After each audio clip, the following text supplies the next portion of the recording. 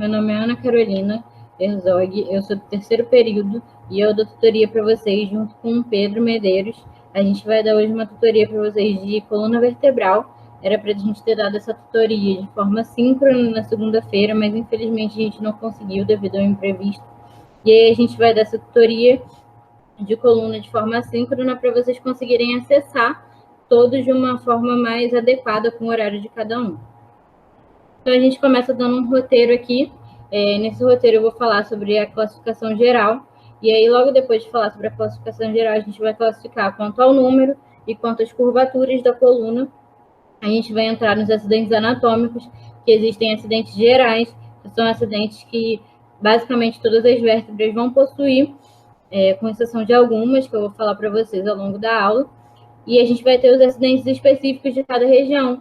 São acidentes específicos das vértebras cervicais, das vértebras torácicas e das vértebras lombares.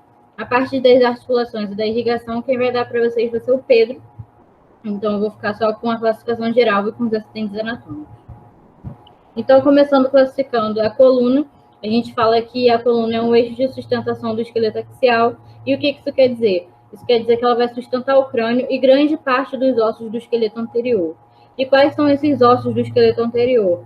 São as costelas, e aí, consequentemente, o externo. Então, ela vai oferecer sustentação para esses ossos. A gente tem uma classificação aqui quanto ao número. Ao todo, são 33 vértebras, sendo 7 cervicais, 12 torácicas, acompanhando o número de costelas, 5 lombares, 5 sacrais que estão unidas entre si através de um processo chamado sinostose, formando o osso sacro, e 4 coxígeas que também estão unidas entre si por esse mesmo processo, formando o cóccix.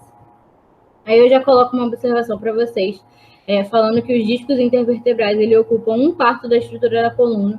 E por que eu botei essa observação? Porque às vezes a gente olha e pensa que a coluna é só um conjunto de ossos, que não tem mais nada incluindo ali, mas a gente tem muita articulação, e uma parte dessas articulações é composta pelos discos intervertebrais. Esses discos intervertebrais vão ocupar, então, 1/4 da estrutura da coluna. Eu coloquei uma outra observação aqui, que ajuda a gente a lembrar e conseguir diferenciar as vértebras quanto às suas regiões. Então, eu coloco que o aumento do tamanho das vértebras no sentido crânio-caudal, há um aumento do tamanho das vértebras no sentido crânio-caudal, com exceção das coxígeas e das sacrais. E por que isso acontece, galera? Porque conforme a gente vai crescendo ao longo da coluna, a gente tem um aumento do peso de sustentação por essas vértebras, sendo necessário um corpo vertebral, uma vértebra maior. E aí isso não acontece no sacro e no cóccix, por quê? Porque ali a gente começa a dividir esse peso de sustentação com os ossos da cintura pélvica. Então não há necessidade de um tamanho tão calibroso, porque a gente vai dividir esse peso de sustentação. Então eu coloco aqui que quanto maior o peso de sustentação, maior o tamanho das vértebras. Agora a gente vai para a classificação quanto à curvatura. Então, a coluna vai ser uma estrutura semi-rígida, ou seja, ela vai permitir certo grau de movimentação, que é normal, e aí a gente vai ter curvaturas fisiológicas da coluna, ou seja, curvaturas que são naturais e que fazem parte da coluna. Então, se você ouvir alguém falando que tem uma cifose ou tem uma lordose, tudo bem, porque são curvaturas normais. Agora a gente vai para a classificação quanto às curvaturas, e a gente vai possuir 4 curvaturas. A primeira delas vai ser a lordose cervical, e a lordose cervical é uma curvatura que ela vai ser convexa ventralmente, ou seja, se a gente traçar um plano ventral, que eu vou mostrar daqui a pouco, ela vai ser uma curvatura convexa ventralmente. E ela, se for acentuada, pode gerar uma hiperlordose cervical. Além disso, a gente vai ter a cifose torácica, e a cifose torácica é uma curvatura côncava ventralmente, e a sua acentuação pode gerar uma cifose excessiva torácica. Além disso, a gente vai ter também a lordose lombar, e a lordose lombar é uma curvatura que ela vai ser convexa ventralmente, e a sua acentuação pode gerar a hiperlordose lombar. A gente vai ter também, além disso, por último, a cifose sacrococcígea, e essa curvatura é uma curvatura que vai ser côncava ventralmente, e a sua acentuação pode gerar uma cifose excessiva sacrococcígea. Aqui eu estou mostrando para vocês, antes de mostrar as curvaturas propriamente, eu estou mostrando aqui a coluna. E aí, qual é o meu objetivo em mostrar essa imagem? conseguir fazer vocês diferenciarem a vista posterior da vista anterior. E aí, para a gente diferenciar, eu já começo falando de um acidente anatômico para vocês, que é esse acidente anatômico aqui que vai se desenvolver. Ele é um processo que é mais proeminente, e aí ele se encontra na vista posterior, ele é chamado de processo espinhoso. Se vocês colocarem a mão na coluna de vocês, vocês vão conseguir palpar esses processos espinhosos. Então, eles estão encontrados na vista posterior.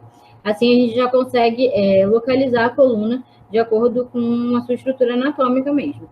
Então, a gente tem aqui uma vista anterior, sem processo espinhoso, e uma vista posterior, com processo espinhoso. A gente observa também as vértebras cervicais, que são 7, as vértebras torácicas, que são 12, as 5 vértebras lombares, as 5 sacrais fundidas, formando o osso sacro, e o cóccix, que são 5 vértebras coxídeas bem pequenininhas unidas. Agora mostrando em imagem, né? Tem essa figura aqui, a primeira, um pouco mais ilustrativa, com um plano ventral traçado, ou seja, à frente do corpo. E aí a gente consegue observar que a lordose cervical vai ser uma curvatura convexa ventralmente, assim como a cifose torácica vai ser uma curvatura côncava ventralmente, a lordose lombar vai ser convexa ventralmente, e a cifose sacrococcígea vai ser uma curvatura côncava ventralmente.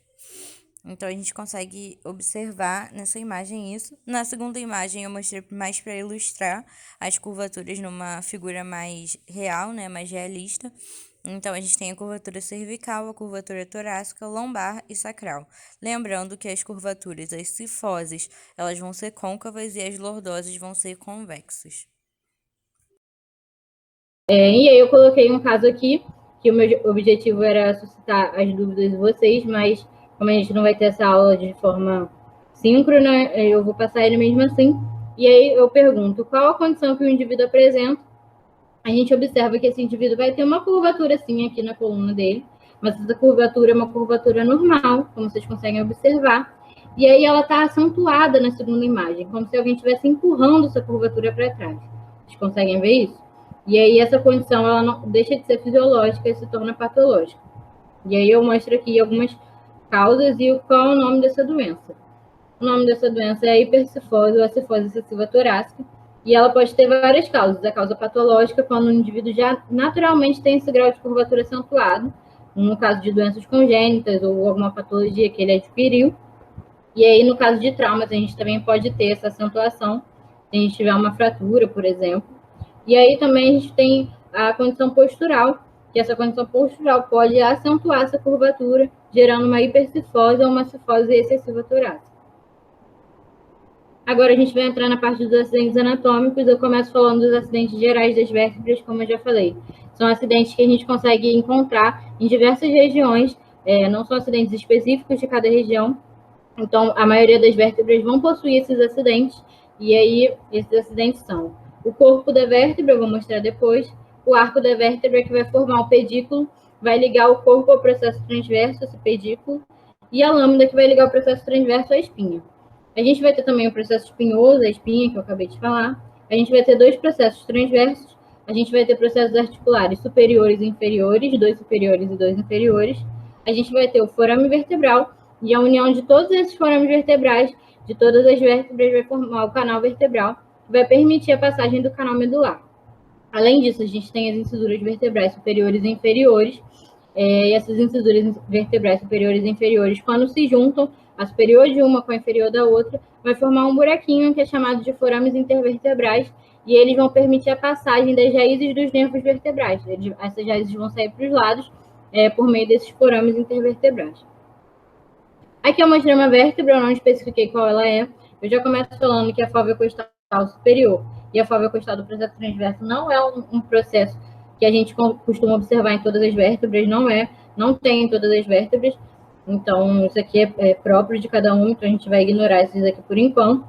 Aí eu vou mostrar os processos que tem em todas, que é o corpo vertebral, que é essa estrutura aqui, tendo a epífise anular e a face intervertebral. A gente vai ter o pedículo do arco vertebral, que vai ligar o corpo ao processo transverso, que é esse aqui. Além disso, nesse arco vertebral, contido nele, a gente tem a lâmina do arco vertebral, ligando o processo transverso no processo espinhoso. E a gente tem o forame vertebral, que é essa estrutura aqui, eu já falei que a união de todos os forames vertebrais vai formar o canal vertebral. Além disso, a gente tem o processo articular superior, que está bem aqui, e embaixo, se a gente tivesse uma vista posterior, a gente observaria o processo articular inferior. Agora, acidentes anatômicos de cada região, a gente tem os acidentes das vértebras cervicais típicas. Por que eu falo vértebras cervicais típicas? Porque a gente vai ter a C1 e a C2, respectivamente, o atlas e o axis, que têm características próprias que vão diferenciar essas estruturas das demais. Então, assim, aqui a gente tem acidentes das vértebras cervicais típicas, que a gente vai encontrar, por exemplo, na C4, uma vértebra cervical típica. Então, na C4, a gente vai encontrar um processo transverso que vai apresentar um forame transverso, ou seja, um buraquinho no processo transverso. E esse forame serve para quê? Ele vai permitir a passagem das artérias vertebrais.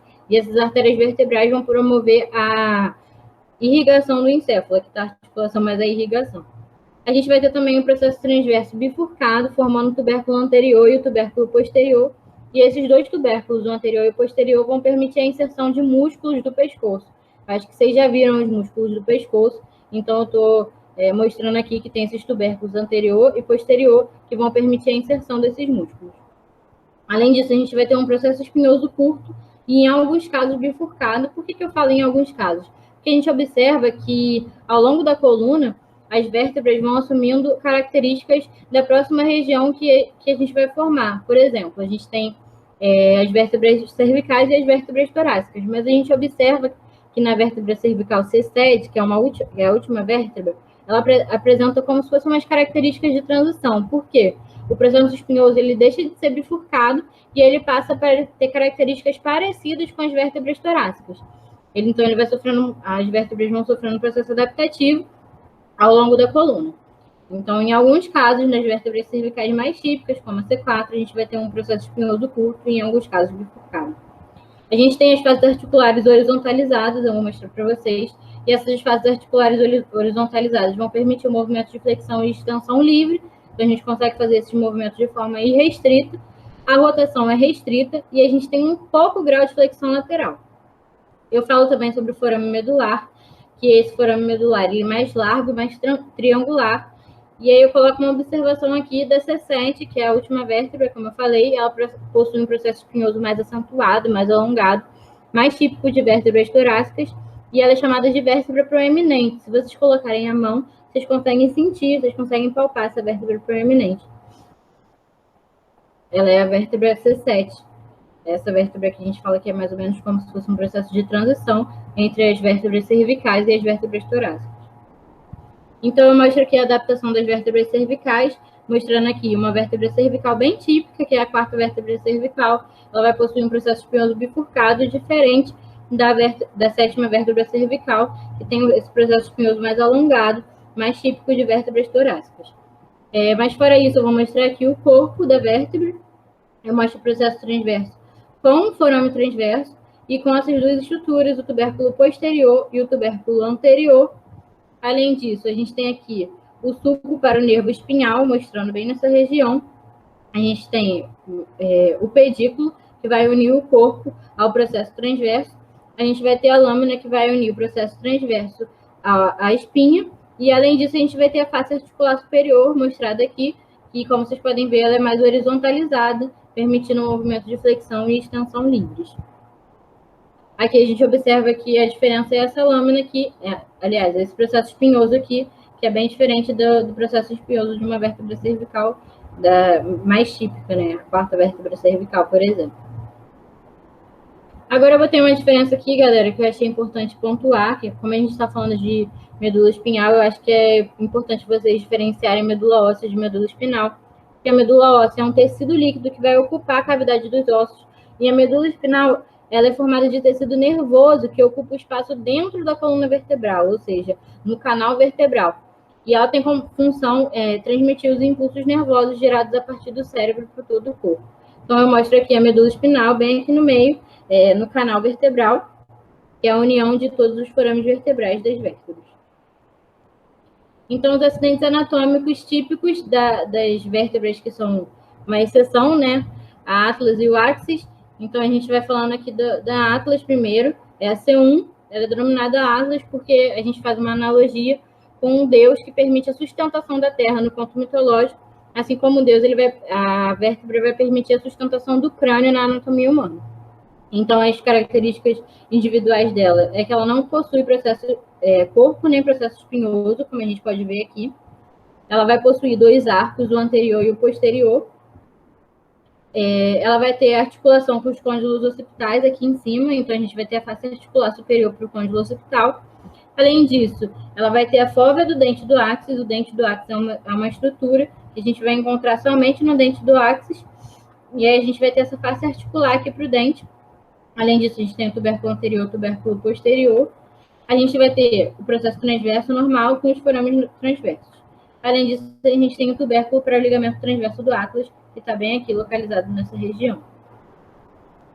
Agora eu botei uma vista inferior da vértebra atlas. A gente vai ter aqui o processo transverso contendo o forame transverso, e a gente vai ter a face articular inferior para o áxis, que é essa face articular aqui. Além disso, o tubérculo anterior, o tubérculo posterior, arco posterior e arco anterior, e o forame vertebral. Agora, os acidentes anatômicos do áxis. Então, o áxis é o C2, a segunda vértebra cervical. Ela vai possuir todas as características gerais das vértebras, mas possui um processo que a diferencia, sendo esse denominado dente do áxis. Essa estrutura aqui, bem típica da vértebra áxis, é esse dente ou processo odontoide, está aqui em cima. E é bem típico, vocês conseguem diferenciar. Por mais que ela tenha características gerais de outras vértebras, ela tem esse processo aqui que a diferencia das demais. Então, a gente vai ter o dente, a gente vai ter a face articular posterior para o ligamento transverso. A gente vai ter, além disso, a face articular superior para o atlas, o processo articular inferior, o processo transverso contendo o forame transverso, e a gente observa aqui que tem um processo espinhoso bifurcado, como eu já falei para vocês. Além disso, a gente tem a face articular anterior para o atlas. Essa face articular aqui vai articular com a fóvea do dente do atlas. Não, a fóvea do dente do áxis, na verdade. A gente tem o pedículo, que é uma estrutura normal. A gente vai ter o corpo, a face articular superior para o atlas e a face articular inferior para a C3. Além disso, a gente também tem o processo transverso contendo o forame transverso, como eu já falei. Agora, os acidentes anatômicos, eu vou mostrar a relação entre o atlas e o áxis. Essa relação aqui, que vai permitir a rotação do pescoço. Então, a fóvea do dente do áxis vai articular com essa face articular aqui do dente, e aí vai permitir a rotação entre essas duas estruturas. A gente tem também a face articular para o côndilo occipital aqui em cima no atlas, e a gente tem a face articular para o ligamento transverso que está aqui. O Pedro vai mostrar o ligamento para vocês, os ligamentos, mas já adiantando que tem essa face articular para o ligamento transverso aqui. Então, a gente tem as vértebras torácicas, a gente vai ter estruturas típicas das vértebras torácicas, e essas estruturas são as fóveas costais, formando as articulações laterais com as costelas. Como a gente tem uma extrema ligação das vértebras torácicas com as costelas, a gente tem que ter essas fóveas costais que vão permitir a articulação. A gente observa que a gente não tem forame transverso. A gente observa também que o corpo da vértebra torácica é maior do que o corpo da cervical, porém ela continua sendo menor do que das vértebras lombares. A gente observa que tem um processo articular superior mais verticalizado, e isso vai permitir o quê? Um maior grau de rotação, algum grau de flexão lateral e muito pouco grau de flexão e extensão. Eu vou mostrar para vocês na figura. Além disso, a gente tem um processo espinhoso longo, em forma de espada, como eu mostrei para vocês, parecido com aquele processo espinhoso da C7, que eu falei que ela sofre uma adaptação, né? Começa a ficar mais parecida com as vértebras torácicas. Agora, a gente tem uma vista superior da vértebra torácica. Eu mostro aqui o corpo, vocês observam que ele é um pouquinho maior do que o corpo da cervical. A gente vai ter a fóvea costal superior, a fóvea costal transversa, que são típicos dessas vértebras. Além disso, a gente tem como coisa normal, como estrutura normal, o pedículo, a lâmina, processo espinhoso mais alongado, lembrando uma estrutura de uma espada. Além disso, a gente tem a face articular superior, que é mais verticalizada, como vocês conseguem ver aqui.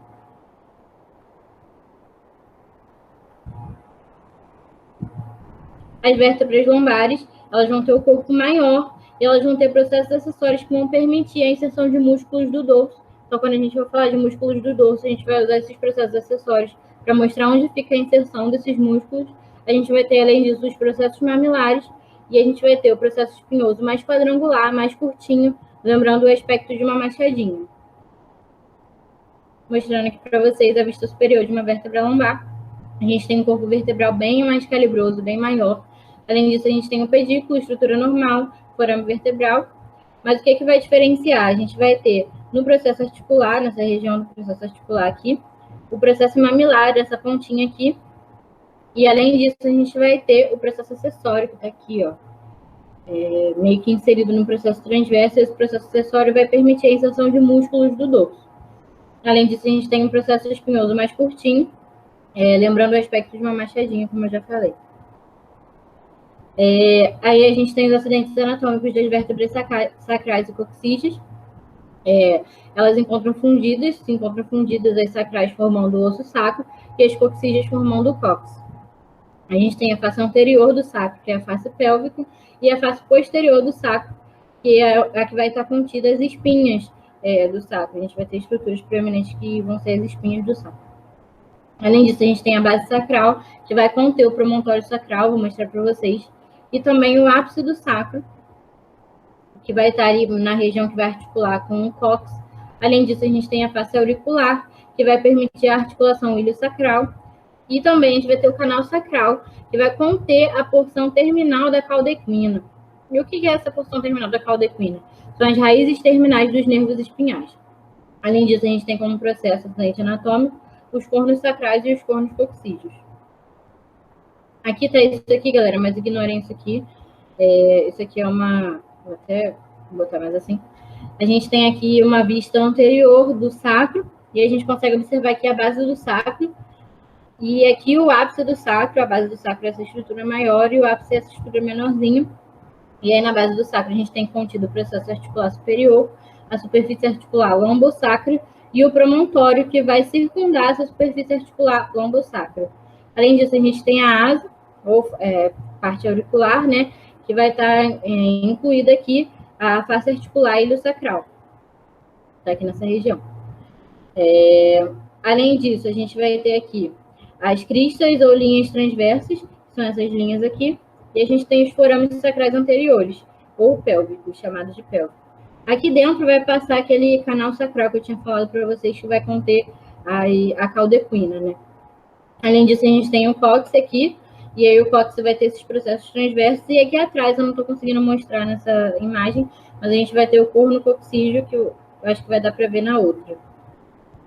Aqui, para finalizar, galera, eu botei uma comparação de todas as vértebras para a gente recapitular e mostrar as diferenças principais, que eu acho que essa é a principal importância da coluna. É você entender que ela é uma estrutura semi-rígida, ela permite grau de movimentação, mas entender também que elas têm características típicas das vértebras em cada região, entender quais são essas características que diferenciam cada uma. Então, vamos lá, a gente vai ter 7 vértebras cervicais, vamos ter 12 vértebras torácicas, 5 lombares, a gente tem 5 sacrais unidas, formando o osso sacro, e a gente tem 4 coxígeas, formando o cóccix. E aí, aqui, pegando as vértebras, a gente tem a primeira cervical, ou também denominada Atlas. Essa primeira cervical, ela não vai possuir corpo, como vocês conseguem ver, ela vai possuir apenas o arco posterior e o arco anterior, o arco posterior e o arco anterior. Além disso, a gente tem o processo transverso, que é típico, e a gente vai ter a face articular aqui em cima para os côndilos occipitais, que vai articular com o crânio. Além disso, aqui nessa estrutura, a gente tem a fóvea para o dente, né? O dente está aqui no áxis, e aí vai articular o dente com essa fóvea aqui, com essa face articular. Aqui mostrando a segunda cervical, ou também chamada de áxis. Ela tem um processo, um forame aqui mais triangular, como a gente já tinha falado. E aí ela tem características típicas, mas ela tem esse dente aqui, que é uma estrutura proeminente, que é bem típica do áxis. Agora entrando nas vértebras cervicais, que são vértebras cervicais típicas, e aí a gente tem esse corpo um pouquinho menor, a gente vai ter esse processo transverso, contendo forame transverso. Além disso, a gente vai ter o tubérculo anterior e o tubérculo posterior, aqui nessa região. E aí a gente mostra aqui o processo espinhoso, que ele é bifurcado, tá vendo? E aí isso é característica típica de uma C4, por exemplo. Agora a gente entra nas vértebras torácicas. As vértebras torácicas vão se diferenciar que ela tem um corpo um pouquinho maior, um processo espinhoso mais alongado, lembra em formato de uma lâmina, e a gente vai ter aqui dos lados esse processo transverso sem forame transverso, tá, galera? A gente tem aqui a vértebra lombar com um corpo mais calibroso, e a gente tem esse processo transverso aqui, mas o que vai diferenciar ela? que vai diferenciar a vértebra lombar de uma vértebra torácica, por exemplo, é que ela vai ter um processo espinhoso mais curtinho, lembrando o aspecto de uma machadinha, que é esse processo espinhoso aqui mais curto, e um corpo maior. Além disso, a gente tem os processos mamilares e os processos acessórios, que está um pouquinho difícil de ver aqui, mas na peça vocês conseguem tocar nele e observar a diferença de uma vértebra lombar para uma torácica, por exemplo. Aqui a gente tem o sacro, que são 5 vértebras sacrais unidas, e aí a gente, relembrando, aqui a base, aqui o ápice, aqui contém um promontório sacral, aqui, e esses são os principais acidentes, né? A gente vai ter também aqui o cóccix, e o cóccix são 4 vértebras coxígeas unidas, e aí essas vértebras coxígeas, aqui no começo a gente vai ter esse processo transverso, e aí aqui em cima a gente tem essa estrutura aqui que parecem 2 chifrinhos, parecido com, enfim, mais proeminente, é chamado de corno coxígeo. Então é isso, galera. A nossa aula hoje foi de ossos da coluna e agora o Pedro vai entrar com a parte de articulação e irrigação. Me deixo à disposição para vocês tirarem dúvidas. Eu deixei meu número lá no Classroom, então vocês podem procurar lá e qualquer dúvida tirar comigo, tá? Obrigada, gente, por assistir. E aí, agora é com o Pedro. Fala, galera. Esse aqui é meu cachorro Budweiser, conhecido como Bud.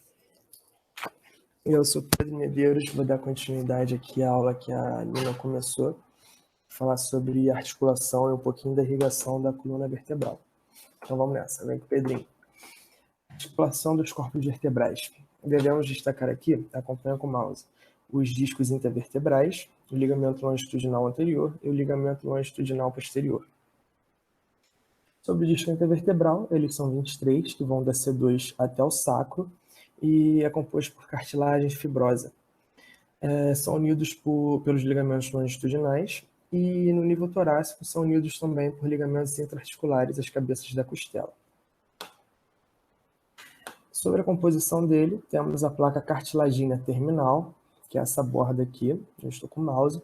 Ela é responsável pela nutrição, pois é permeável à água e nutrientes, e também tem papel mecânico que evita o abaulamento do núcleo pulposo para o corpo esponjoso. Temos também o anel fibroso, que é essa parte externa, e o núcleo pulposo. Sobre o anel fibroso, que é essa parte externa aqui onde estou com o mouse, predominantemente fibras colágenas. A fibra colágena ela aumenta a quantidade da parte interna para a parte externa dos discos intervertebrais, e cerca de 40% dessas camadas anulares são incompletas em qualquer parte. No entanto, a maior parte é na área posterolateral. Já na região lombar, o que é interessante, uma curiosidade assim, que é interessante é que na parte anterior e lateral ela é 2 vezes mais espessa do que a parte posterior. Então, a parte posterior das vértebras lombares são um pouco mais frágeis, digamos assim. Sobre o núcleo pulposo, essa parte interna é mais cartilaginosa do que fibrosa, é constituída por um gel semifluido que pode ser deformado sob pressão. Tem elevada quantidade de água, que diminui durante a idade. No nascimento tem por volta de 88%, e lá para os 70 e poucos anos vai chegar até 65%. Sobre o disco intervertebral, ele tem a função de amortecer choques, absorver impactos, alinhar e unir a coluna e fornecer mobilidade. Aqui, olha como é que o núcleo pulposo ele se comporta. Tá vendo? Sobre os efeitos da carga vertical sobre a coluna. Pode ser causado pelo próprio peso do corpo, pela ação muscular, ação de ligamentos ou uma carga externa sustentada pela coluna. O resultado é que esse disco intervertebral ele vai reduzir sua altura e aumentar seu diâmetro, assim como nesse GIF aqui. Pode acontecer a procidência das lâminas terminais, que é essa borda do disco intervertebral, para o interior dos corpos vertebrais, e pode também ocasionar artrose, que é o desgaste dessa cartilagem depois de um tempo, carregando a peso de forma inadequada, além de outros casos. Sobre a hérnia de disco é o extravasamento desse núcleo pulposo para fora do disco intervertebral. Esse extravasamento pode acabar comprimindo aqui a inervação da coluna e pode causar bastante dor. mas em 90% dos casos não é necessária a intervenção cirúrgica. E a hernia de disco acontece principalmente ali na região lombar. Sobre os ligamentos longitudinais, temos o ligamento longitudinal anterior, que é esse daqui, nessas duas fotos. É uma forte faixa fibrosa larga, que se estende do sacro até a C1, e entre a C1 e o osso occipital, ele continua superiormente, né, como o ligamento atlantoaxial anterior. Ele possui a função de manter a estabilidade das articulações entre os corpos vertebrais e ajuda a impedir a hiperextensão da coluna vertebral. Sobre o ligamento longitudinal posterior, ele é a continuidade dessa membrana tectória, que a gente vai retornar ela daqui a pouco. Esse aqui é o ligamento, aqui ó, nessas duas fotos. E possui a função de impedir a hiperflexão, impedir a herniação e o deslocamento posterior desses discos. Sobre as articulações do arco vertebral. São articulações dos processos articulares, são zigoapofisárias. Uma dica aqui, que é zigo, porque zigo geralmente se remete a dupla, par. Então elas vão acontecer em pares. Elas são envolvidas por uma fina cápsula articular frouxa e fixada nas margens dos processos articulares das vértebras adjacentes. E vão permitir alguns movimentos, como esses daqui que eu trouxe. Falando agora sobre o ligamento amarelo, é um tecido fibroso elástico que vai unir as lâminas dos arcos vertebrais. Eles impedem a separação dessas lâminas e evitam a lesão dos discos. E esses fortes ligamentos ajudam também a preservar as curvaturas normais da coluna e auxiliam a endireitar a coluna após uma flexão.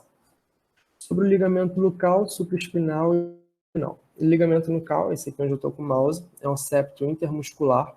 Ele é considerado homólogo a esses outros dois ligamentos. O ligamento interespinhal está aqui, onde eu estou com o mouse. Ele vai fazer a união dos processos espinhosos, né? E o ligamento supraespinhal, esse aqui da borda. Temos ainda o ligamento intertransversário, que é esse aqui fininho, que vai unir os processos transversos. Esses três aqui nessa foto que dá para enxergar. Sobre as articulações atlanto-occipitais. Agora vamos falar das articulações que vão unir a cabeça com a coluna vertebral. Então, a atlanto-occipital é a articulação entre a atlas e o osso occipital. Temos aqui a cápsula articular, cadê o mouse aqui? E a membrana atlanto-occipital anterior e a membrana atlanto-occipital posterior.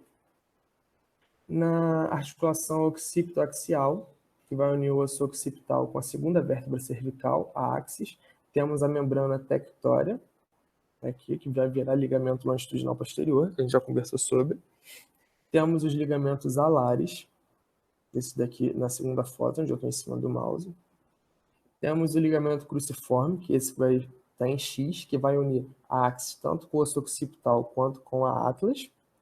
E o ligamento apical, onde eu estou com o mouse aqui, exatamente onde eu estou com o mouse, na segunda foto, é o dente da axis, tá? É que a gente não consegue ver ele aqui por causa de todos os ligamentos, mas o dente está exatamente aqui. Aí o ligamento apical vai unir o dente do axis com o osso occipital. Sobre as articulações atlantoaxiais, ou seja, que vai unir a C1 com a C2. Temos aqui, ó, calma aí. Aqui a atlas, aqui a axis, temos a cápsula articular com o ligamento atlantoaxial. Podemos ver nessas duas fotos aqui, onde eu estou com o mouse. E temos o ligamento transverso do atlas, que é essa parte aqui, ó. Aqui tá esse ligamento aqui na horizontal, que vai unir o dente do axis com a atlas. Dando continuidade, temos agora as articulações costovertebrais. Elas são divididas em duas partes. A primeira que vamos falar é a articulação da cabeça da costela com o corpo vertebral, onde eu estou com o mouse aqui, e a articulação costotransversária, que é onde o colo da costela vai articular com o processo transverso das vértebras torácicas. No primeiro caso, que é a da cabeça da costela com o corpo vertebral, temos aqui a cápsula articular com o ligamento radiado da cabeça da costela, onde estou com o mouse, e mais interno, temos aqui o ligamento intraarticular da cabeça da costela. No segundo caso, da articulação costotransversal, temos o ligamento costotransversal superior e o ligamento costotransversal lateral. E agora a articulação lombosacral fica entre a quinta vértebra lombar, aqui é o osso sacro, né, e o osso sacro. Seus corpos são unidos por uma sínfise, e aqui eu gosto de destacar o ligamento ilho-lombar, onde eu estou com o mouse. Sobre a articulação sacrococcígea. É a última, está acabando, gente. Vem com o Pedrinho, perde atenção não. O ligamento sacrococcígeo anterior, que está aqui na foto da direita. Temos o ligamento sacrococcígeo posterior e o ligamento sacrococcígeo lateral. Sendo assim, a gente acaba a articulação. A irrigação, vamos falar super brevemente, vocês vão ver isso melhor no próximo período, mas já para dar uma breve introdução, é composto por artérias segmentares, as artérias nas regiões torácica, lombar e sacral da coluna. Temos as artérias intercostais posteriores, a lombar, subcostal e iliolombar e sacral. Elas têm origem na aorta, exceto as da região cervical e a artéria iliolombar. O sangue venoso, ele é drenado pelas veias vertebrais para os plexos venosos vertebrais, interno e externo. Aqui temos, olha o mouse, a veia base vertebral, que vai drenar esses corpos vertebrais e vão desembocar no plexo venoso vertebral interno. Esses dois plexos vertebrais drenam para as veias intervertebrais. Show? Isso aqui não tem nada para vocês se preocuparem para esse período agora, mas é uma introduçãozinha. A referência, esses 3 livros aqui eu recomendo, são meus preferidos para estudar anatomia, e tem esses 2 sites que eu conheci recentemente, que eu acho bem legal também. Então, é isso, terminamos por aqui. Muito obrigado pela atenção. Se vocês tiverem alguma dúvida, pode me procurar ou procurar a Nina, ou então a gente está sempre aí para ajudar vocês. A gente no grupo do WhatsApp, ou então pode chamar no privado, se vocês acharem melhor. Obrigadão, gente.